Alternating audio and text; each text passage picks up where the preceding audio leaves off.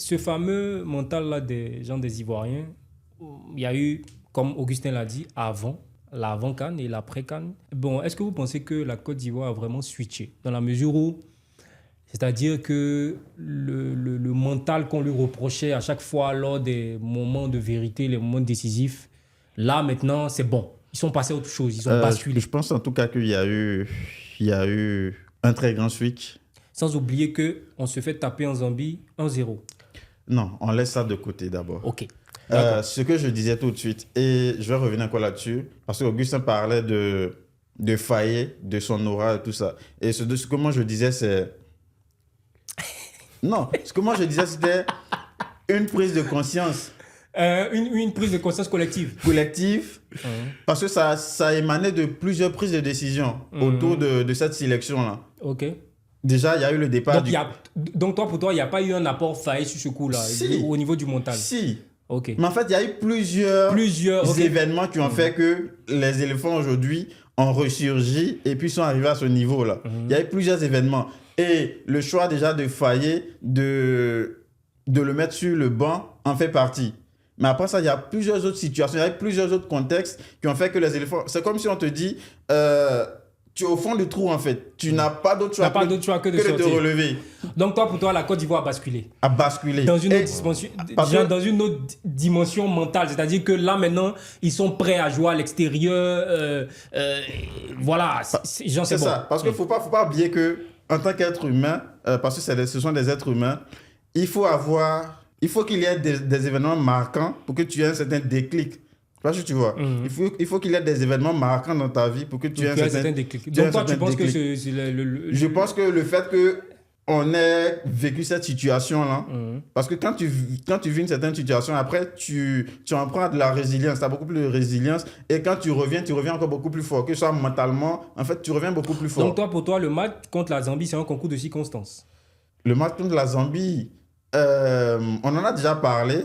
Après, il y a eu un switch, mais ça ne va pas. Même dans les prochains matchs de la Côte d'Ivoire, ils vont forcément perdre des matchs. Il y aura des fois où ils vont avoir un manque de concentration, mais cela ne va pas forcément... Non, mais c'est la manière dont ils perdent. Moi, perdre les matchs, ok, tu peux les perdre, mais c'est la manière dont tu perds.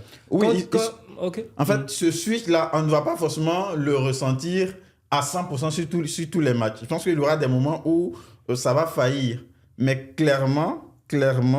Toi, tu penses qu'ils ont basculé? Ils ont basculé. Ok. Augustin? D'accord.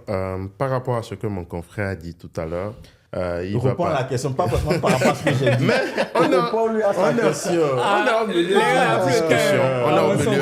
est au milieu d'une discussion. Je pense qu'il faut revenir sur certains points. Parce que je trouve que, contrairement à ce que mon confrère est en train de dire, c'est tout comme si c'est parce qu'il y a eu plusieurs décisions qui ont fait que la Côte d'Ivoire a basculé. Non, moi, je ne suis pas d'accord. Et moi, je le dis clairement, il faut donner à César ce qui est à César. Ça, c'est pour Aimé Fayet. Donc, tu veux dire que c'est seulement Aimé Fayet? Oui.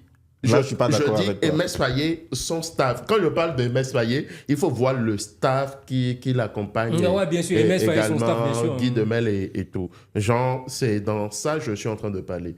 Dans quel contexte Aimé Fayet vient prendre la sélection? Aimé Fayet n'était pas le choix. Mais tout ça, on le sait.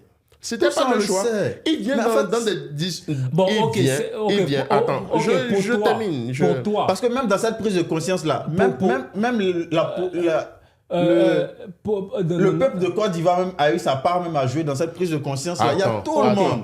Cette prise de décision, il y a tout le monde. Pour toi, c'est... Jean, parce qu'on va courir. Oui, je termine là-dessus. Jean, pour toi, c'est Aimé Fayet. Maintenant... Est-ce que toi, tu penses qu'ils ont vraiment basculé dans une autre dimension? Ou bien c'est fini le mental des éléphants, c'est devenu costaud? Comme je l'ai dit tout à l'heure, il y a eu un avant et un après la nomination d'Aimé Fayet, au fait. Clairement, du point de vue mental, il faut voir juste les matchs de la CAN. La Côte d'Ivoire sous Jean-Louis Gasset et la Côte d'Ivoire sous Aimé Fayet. Dans la même compétition, on voit que c'est deux équipes différentes. Cette équipe-là qui est capable d'aller chercher des victoires en fin de match et tout, face au Mali, alors que tu es mené. Cette équipe-là qui bat le Sénégal, champion d'Afrique en titre, alors que tu es mené. Donc, faut pas rendons ce qui est à César, tout simplement. C'est tout. Mais personne n'a dit que Faye n'a pas eu son apport. Ce que je dis, c'est que ce n'est pas uniquement Faye. Non, c'est uniquement Faye. Okay. C'est Faye et son staff. On n'est pas d'accord, on ne sera jamais d'accord. Donc, continuons.